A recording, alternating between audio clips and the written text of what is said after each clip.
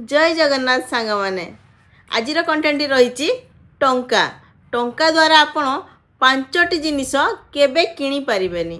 कौन से पांचटी जिनिस किणी पारिबेनी? आपण माने भाबुथिबे जे आम पाखे तो बहुत टंका अच्छे आम सबू किछि किणी पारिबु। नाही आज्ञा, आपण सबू किछि किणी पारिबेनी। पांचटी जिनिस तो बिल्कुल किणी पारिबेनी। ताहा तो निहाती मु कहिबी। ता पूर्व सांग माने नमस्कार, जय जगन्नाथ। मु नमिता स्वागत करुच्ची मो YouTube channel motivational fact story YouTube channel. सांग मैंने जो मैंने चैनल टी सब्सक्राइब करना शीघ्र शीघ्र सब्सक्राइब कर दिंतु ताकि नुआ नुआ वीडियो एमती आपण प्रत्येक दिन देखिपारे। ठीक अच्छे सांग मैंने आसतु वीडियो को स्टार्ट करवा। आज कंटेंट नाम तो मुझे रखी टंका। टंका द्वारा आपण पांचटी जिनिस केबे किणी पारिबेनी। कौन से पांचटी जिनिस आसतु जानिबा। नंबर 1 ले आपन को मु जणी देबा पई चाहे टंका द्वारा आपण बहुत सुंदर घर तो किणी देबे आज्ञा, किंतु परिवार कोठु किणिबे? कोठु किणिबे परिवार?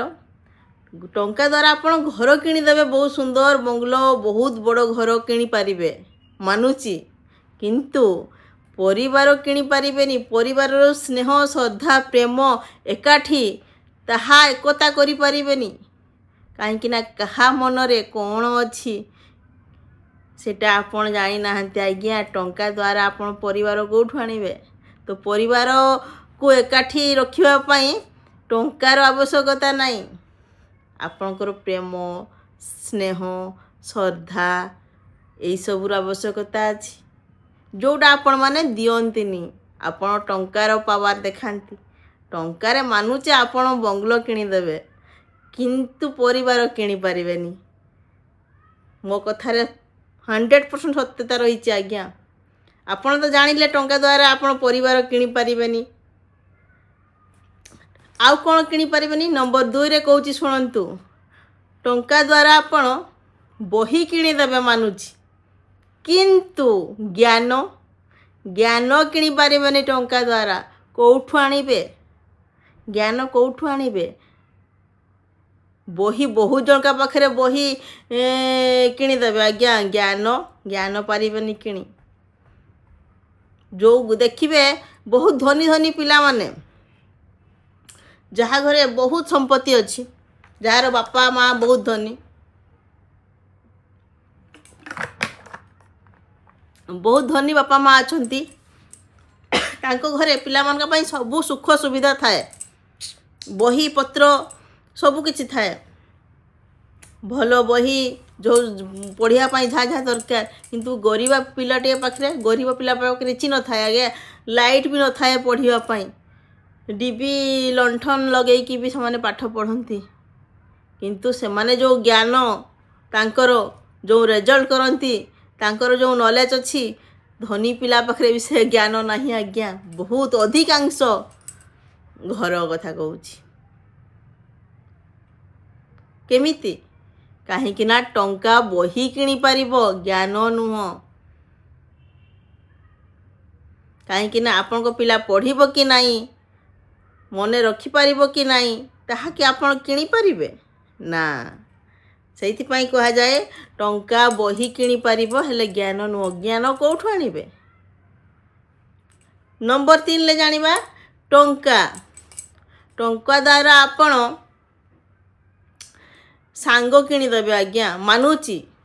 आपण घर टंका अछि, सबु सांग माने आपण सहित अछंती, किंतु भल पाइबा नहीं। तांकर हृदय रे प्रकृत भल पाइबा आपण प्रति नहीं आज्ञा। जो दिन आपण पाखरे टंका न थिबो, आपण भिकारी हे जइथिबे, आपण को पाखरे पैसा नहीं, सेही दिन सेही सांग माने आपण को एकुटिया करी छाड़ी की चली जिवे। प्रकृत सत्य कथा मु एई आंखी रे देखिची आज्ञा। जहाँ देखुची जहाँ प्रकृत सत्य ताहा ही कहूची। जेते दिन आपण पाखरे प्रॉपर्टी अच्छी, धन संपत्ति अच्छी, टंका अच्छी, सेते दिन आपण पाखरे एही सांग साथी अछंती।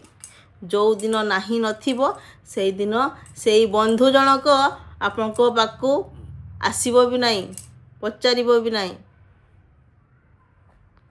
केने प्रकृत भल पाइबा ए जुगरे आ मिलुनी आज्ञा। प्रेम भी छाड़ी की पळुची।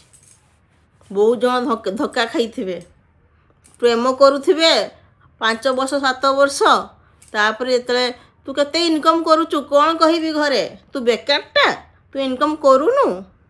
ମାନେ କ'ଣ ଇନକମ୍ ମାନେ କ'ଣ? ଟଙ୍କା। ହଁ ଆଜ୍ଞା, ଟଙ୍କା ନାହିଁ ସେ ଛାଡ଼ିକି ଚାଲିଗଲା। ମାନେ କ'ଣ ଟଙ୍କା ଅଛି ତ ଭଲ ପାଇବା ଅଛି? ସେୟା ସବୁ ଦିଖାବା ଆଜ୍ଞା, ହୃଦୟରେ କିଛି ଭଲ ପାଇବା ନାହିଁ। ଯେତେ ଦିନ ଟଙ୍କା ପାଇଁ କ'ଣ ଟଙ୍କା ଦ୍ୱାରା ସବୁ ସାଙ୍ଗ କିଣିପାରିବେ, ସାଙ୍ଗମାନଙ୍କୁ ଏକାଠି କରିପାରିବେ, ଆପଣ ପିକନିକ୍ କରିବେ, ଖୁଏଇବେ, ହୋଟେଲ ନେବେ, ସେମାନଙ୍କର ଖର୍ଚ୍ଚ ବୁଝିବେ। କେତେ ଦିନ ଆଜ୍ଞା, କେତେ ଦିନ।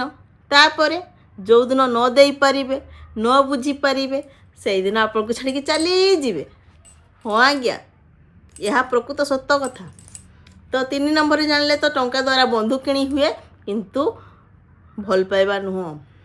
ନମ୍ବର 4, ଟଙ୍କା ଘଡ଼ି। ମୁଁ ତ ଘଡ଼ି ପିନ୍ଧିନି ଆଜି, ଠିକ୍ ଅଛି ସାଙ୍ଗମାନେ, ଘଡ଼ି ଏଇଠି ଘଡ଼ି ପିନ୍ଧନ୍ତି ହେଲା, ଆପଣମାନେ ବି ଜାଣିଛନ୍ତି। ଘଡ଼ି କିଣିପାରେ, ବହୁତ ସୁନ୍ଦର ସୁନ୍ଦର ଘଡ଼ି କିଣିପାରେ, ବହୁତ ଦାମୀ ଦାମୀ ଘଡ଼ି, 50,000 2 ଲକ୍ଷ, ଧନୀ ଧନୀ ଲୋକମାନେ ବି 12 ଲକ୍ଷ ଦେଇକି ବି ଘଡ଼ି ପିନ୍ଧନ୍ତି ଅଛି।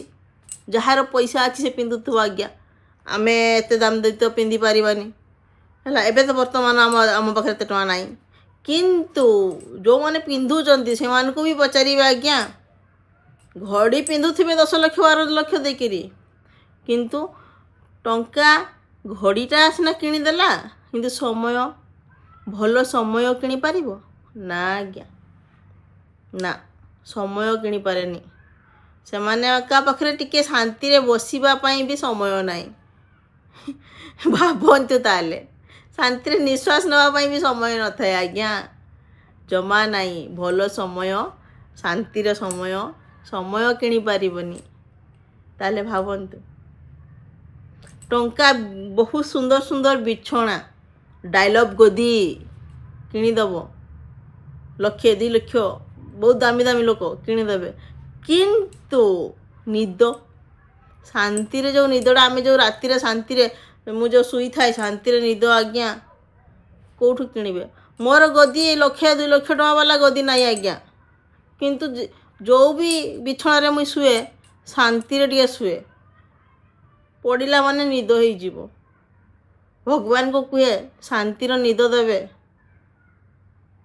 ଶାନ୍ତିରେ ଟିକେ ରହିବା ପାଇଁ ଦେବେ।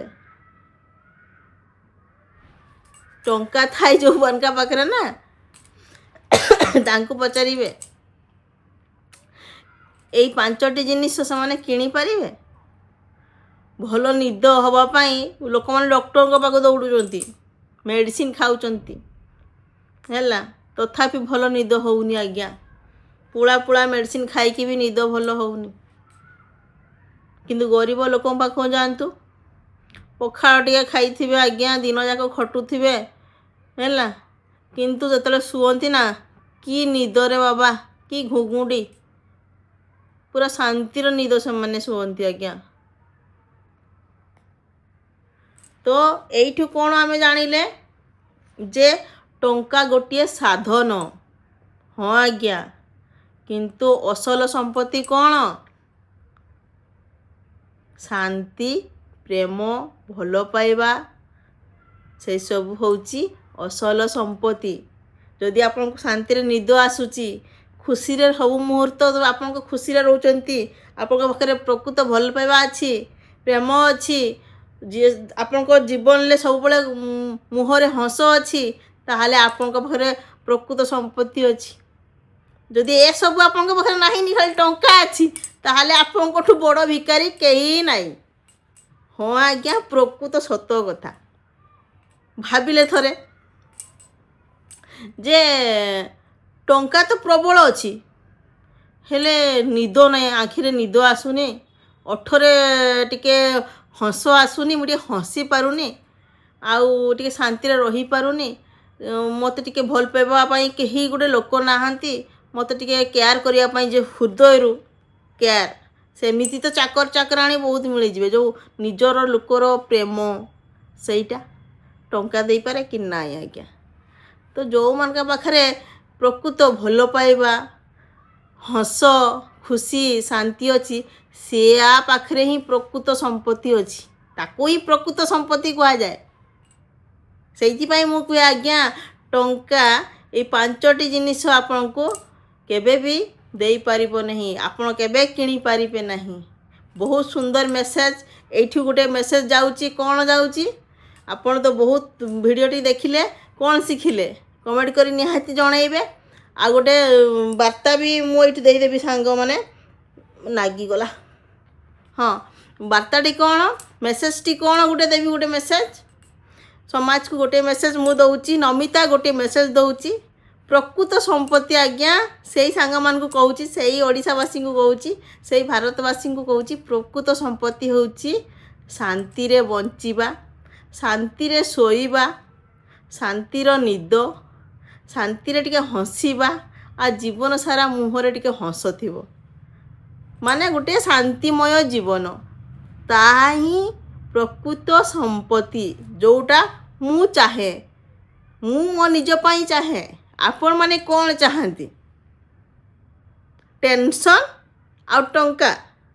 ନାଇଁ ଆଜ୍ଞା, ତାହା ପ୍ରକୃତ ସମ୍ପତ୍ତି ନୁହଁ। ପ୍ରକୃତ ସମ୍ପତ୍ତି ହେଉଛି ଶାନ୍ତିର ଜୀବନ। ସମସ୍ତେ ଚାହାନ୍ତି।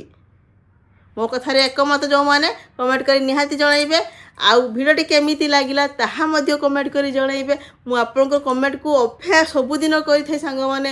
ଆଉ ଯେହେତୁ ମାସେ 1.5 ମାସ ପୂର୍ବେ ମୁଁ ଭିଡ଼ିଓ ଛାଡ଼ି ପାରିନି, କାହିଁକିନା ମୋ ଦେହଟି ଖରାପ ହେଇଯାଇଥିଲା। ମୁଁ ଟିକେ ବାହାରକୁ ଯାଇଥିଲି, ବୃନ୍ଦାବନ ଯାଇଥିଲି, ସେପଟେ ବୁଲାବୁଲି, ପାଣି ଚେଞ୍ଜ ହେଇଗଲା। ପୁଣି ବାରିପଦା ଗଲି, ସେଠି ପାଣି ଚେଞ୍ଜ ହେଇଗଲା। ପୁଣି ସାରସକଣା ଗଲି, ପାଣି ଚେଞ୍ଜ ହେଇଗଲା। ବୃନ୍ଦାବନ, ମଥୁରା, ଆଗ୍ରା ଫାଗ୍ରା ଗଲି, ଚାରିଆଡ଼େ ପାଣି ଚେଞ୍ଜ ହେଲା। ତ ପ୍ରବଳ ଦେହଟି ଖରାପ ହେଇଯାଇଥିଲା। ତ ମେଡ଼ିସିନ ଖାଇକି ଦେହଟା ଠିକ୍ କଲି, ଠିକ୍ ଅଛି। କିନ୍ତୁ ଦେହଟା ଠିକ୍ ହେଲା ପରେ ବି ଭଲ ଲାଗୁନଥିଲା। ଭଲ ହେବା ପାଇଁ ଟିକେ କିଛି ଦିନ ଟାଇମ୍ ଲାଗିଲା। ଏବେ ବି ବେଳେବେଳେ ଖାସ ହେଇଯାଉଛି। ମୁଁ କହିଲି ନା, ମୋର ଅଡ଼ିଏନ୍ସ ମାନେ ମୋତେ ଏତେ ଭଲ ପାଇବା ଦେଇଛନ୍ତି, ଏତେ ଶୀଘ୍ର ମୋତେ ଏତେ ସାରା ଭଲ ପାଇବା ଦେଇଛନ୍ତି, ତାଙ୍କ ପ୍ରତି ବି ମୋର କର୍ତ୍ତବ୍ୟ ଅଛି। ମୁଁ ଆପଣମାନଙ୍କୁ କଥା ଦେଇଥିଲି, ବହୁତ ସୁନ୍ଦର ସୁନ୍ଦର ଭିଡ଼ିଓ ନେଇକି ଆସିବି, ବହୁତ ଭଲ ଭଲ କଣ୍ଟେଣ୍ଟ ନେଇକି ଆସିବି, ବହୁତ କିଛି ଭଲ ଭଲ ବାର୍ତ୍ତା ରହିବ, ଯାହା ଆପଣ ଶିଖିପାରିବେ, ସମାଜ ଗୋଟେ ଭଲ ବାର୍ତ୍ତା ପାଇବ। ଏହି ନମିତା ଯଦି ଆପଣଙ୍କ ମନକୁ ଟିକେ ବି ଛୁଇଁ ପାରିଛି, ତାହେଲେ ଜଲ୍ଦି ଜଲ୍ଦି ଆପଣ ସବସ୍କ୍ରାଇବ୍ କରିଦିଅନ୍ତୁ। ଆଉ ଯେହେତୁ ମୋର ଏବେ ଟିକେ ଭ୍ୟୁ କମିଯାଇଛି, ମାସେ ହେବ ଭିଡ଼ିଓ ପଡ଼ିନଥିଲା, ତ ଆପଣମାନେ ଭିଡ଼ିଓକୁ ବହୁତ ମାତ୍ରାରେ ସେୟାର ମଧ୍ୟ କରିବେ, ଏହା ଆମର ଅନୁରୋଧ। ଠିକ୍ ଅଛି ସାଙ୍ଗମାନେ, ଆଉ ଆଜିର ଭିଡ଼ିଓଟି କେମିତି ଲାଗିଲା କମେଣ୍ଟ କରି ଜଣାଇ ଦିଅନ୍ତୁ। ଆଉ କିଏ କେଉଁଠୁ ଦେଖୁଛନ୍ତି ତାହା ମଧ୍ୟ ଟିକେ ଜଣାଇବେ। ଆଶା କରୁଛି ନିହାତି ଭାବରେ ମୋ କଥା ରଖିବେ। ଆଉ ରହୁଛି, ନମସ୍କାର, ଜୟ ଜଗନ୍ନାଥ, ରାଧେ ରାଧେ, ଜୟ ଶ୍ରୀ ଶ୍ୟାମ।